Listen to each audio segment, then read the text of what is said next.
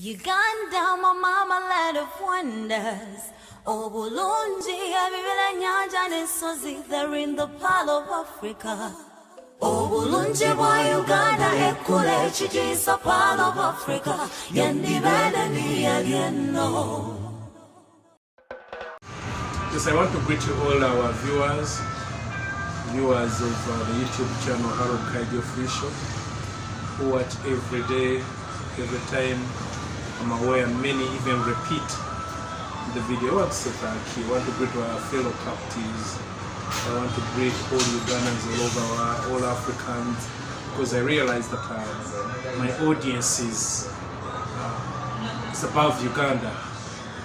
Many people are interested in the topics I always address. That is why that lately most of the videos I'm doing, I have decided to use English. I want to greet our colleagues in Uganda, colleagues in the US, the UK, Canada, Turkey, South Africa, Botswana, South Korea, Japan, China, Switzerland, Sweden, Denmark, Netherlands, and all over the world who endeavor to watch. I also want to upload those who like my videos, who leave comments, who say a word, or those who try to get my number and inbox me, those who send me emails. I am humbled.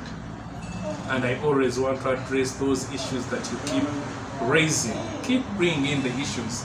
We shall be addressing them. For us, what we always do is to do research. And I implore you, if you want to be a serious citizen, global citizen, you must read, you must research, you must decide which kind of content do you watch, which kind of content do you read, which kind of content do you listen to. Even if it is music, videos and the like, the world is full of a lot of information. It is only you who decides what you want to know. And what? Because of what you read, because of what you listen to, because of the people you interact with. So I implore you to define what you want to be. The more you're knowledgeable, even the way you make decisions is different from what others, whether you'll be respected. People respect you because of who you are. History doesn't record many people who are rich, but they record people who are full of wisdom. Today I come to address an issue of climate change. As you all are aware, climate change is one of my passionate issues. Climate change and economy. Of course, now I want to build what we want to call the liberation economics. Liberal economics has not liberated Africa, but liberation economics will do liberate Africa. Today I want to go to KASESE. KASESE is a district that is dear to me, is dear to my party, the FDC. Those are people, those are comrades, those are our fighters. So whatever happens to KASESE, we will feel it. I want to console them upon the death of many people who have died because of the floods from river, because of the flooding of river Nyamwamba. This sometimes it perturbs me why this river has remained causing the problems we see. Over the year, the floodings keep going. The last flooding, more than 18,000 people were displaced, and some lost their lives. A lot of property was lost. But a lot of research has been written about River Nyamwamba. I really do not know why the recommendations are not implemented. I want to think that the office, like in Uganda, the offices of Prime Minister and the office of Minister of Disaster Preparedness seem to keep wanting have a job, to have some work, because they believe you fix, then you have no job. I remember when we were young, there was a man who was hired by a rich man who had a huge tree in his compound. So this tree used to litter, to drop a lot of leaves. So he was brought to keep cleaning the compound. So the guys, no sooner he would finish cleaning where he was last, you would actually find many leaves dropping. So he would keep doing it over and over and over again. No, so one time he spoke to his boss and advised that the best thing to do, we cut the tree. We'll have sorted this problem once and for all. The boss had heard, and the tree was cut. When the tree was cut, the next day the compound was clean, the following day it was clean, the day it was clean. Then eventually the boss did not see any kind of use why this guy was still on his payroll. So he called him, "Gentleman, I'm seeing you're redundant here. You have no job." He fired him. So in modern world, many people keep problems which they must keep appearing to be addressed, so they have a job. So it could be the reason why the effects of River Nyamwamba, the causes of the effects of River Nyamwamba have not been addressed in KASESE. As you know, KASESE is located in the western region of Uganda.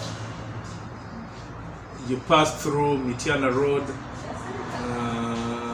Mobende, Chenjojo, Fort Poto, and then you are in KASESE. River Nyamwamba comes from what is called the Mountains of the Moon. That is Mount Rwenzori. So at the top, that kind of snow is what even led to get that kind of name. The snow makes it glittering, so the mountains of Rwenzori, that when you look there, you see that kind of light. So the glittering, that snow that is on the top is what smells because of global warming that comes and brings water down. So that river is not one river, there are about 5 rivers. Nyamwamba, Mobuku, Bugunda, Nyamugasani, and Sembwe. Those are the 5 rivers. So whenever they pass, they affect about 11 sub-counties, and 3 divisions of the municipality. So recently when it passed, 15 schools were affected. 15 schools. Uganda doesn't have very many schools. So 15, even if it was one school, huge losses. Roads were destroyed. Okay? Then the Nyamwamba, there's a small hydroelectric dam, was also destroyed by the floods. So in that way, if we went to go into the monetary cost of the effect of the flooding of this river, it is huge. The social cost is huge. The economic cost is huge. So the earlier we fix those problems, the better. Because whenever they flood, we see some sort of camps, relief, but they never address the issues. Schools are gone, hospitals are gone, roads are gone. Uganda is not good at fixing such problems. So what caused this problem? You see, when they were constructing the Kalembe mines, You know, remember when the British came, they were interested in the exploitation of this country. And as you remember that any kind of development and infrastructure was put in areas where they expected to go and pick the minerals. Minerals, it could be agriculture products. So that's why even you see the road networks, the rail networks were moving towards the direction of the exploitation. So when they were constructing the Klembe mines, River Nyamwamba was diverted to support the infrastructure of the Klembe mines. Now, whenever rain comes, this artificial passage breaks down. You know, there is a saying in one of our local languages, Uganda, which says that water never forgets its passage. You can divert it at during dry seasons, but when it rains, it will always look for its passage. So this artificial passage cannot manage the volumes of water. So when what it does, it bursts and breaks the Kianzuki bridge. There is a bridge. It breaks it and then boom, then the water spreads. When it spreads, as I've told you, hospitals, I would use hospitals, homesteads, schools, roads are broken. Then, two, the rivers are shallow at the older stage. Now, any increase the volume of water will increase the floodings. So they failed to expand to support that increase of water. It can even be explained by some of the excuse me. Oh, I'm doing the question.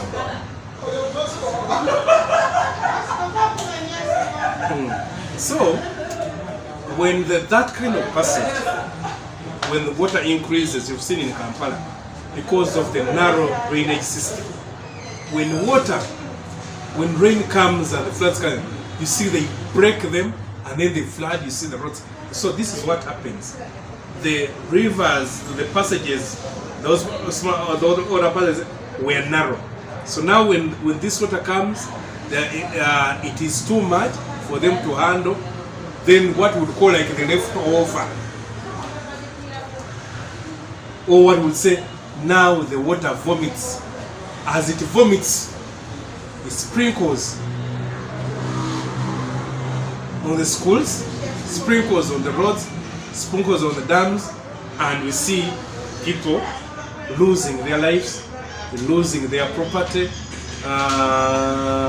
losing their livelihood. Then another thing that has really caused it is the destruction of the plantation on the river banks.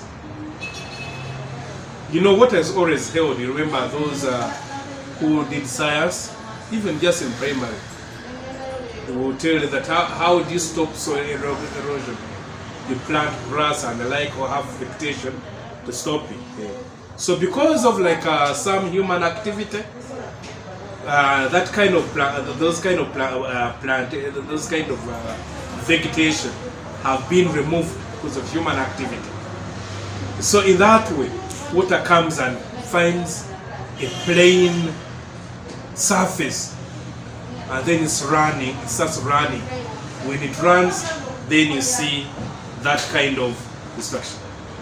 The other thing that we must all know about this flooding and the dynamics in climate change You see, when the British started mining copper, you see copper, when copper is mined, it's mined as copper sulfate. But what is needed is copper. What they used to do, or what is done, is they remove copper. As you peel a beer, as you peel a matoke, you remove the insider part and leave the peels, which is sulfate that remains on the ground. So now when it rains, water brings hydrogen. When a hydrogen connects with sulfate, it becomes sulfuric acid. Now when the rain rains, this sulfuric acid burns the vegetation. Those who have gone to KASESE, you'll bear with me, you will see those things happening. So it burned the vegetation now can't grow. Now the ground can't hold, it is weak. So now when the rain comes, or when the floods come, they have nothing to hold them. Grass would hold them, trees would hold them. Now it only moves like a bus without brakes. So the effect is what we do because of no stoppers. The effect are the floods that keep making headlines whenever they happen. What they always tell you, what they always address, they say, bring relief. Some of us have engaged in those kind of relief activities. Then we did not know what was the cause. We thought it was a one day off. And it's never. It keeps coming. So we got interested to know what is really happening. So schools, hospitals, homes, and people going into camps. So as we hear, we are having refugees from Afghanistan and other countries, but we also have the internally displaced people. These that have been displaced because of what? Because of these floodings. Then you see that water, because it's contaminated, it also brings like waterborne diseases, cholera, which kills many of our people. We have implored the government that I think there is need to clean River Nyamwamba, to defilter the water, remove the bad soils, then have dams, dig dams. You know, some of you have gone to the cattle corridors. You'll see the dams. You can build huge dams so that when this water comes, there's where it goes. There's what we call. Then we also have. We can also have some alarms. Have huge alarm. People who observe the weather, so that people run away before it happens. But then there's what we call social corporate responsibility in contemporary management. That when there is a company that works in an area, a company, an industry, whatever money they earn, they must give back to the community. The copper that has been mined in KASESE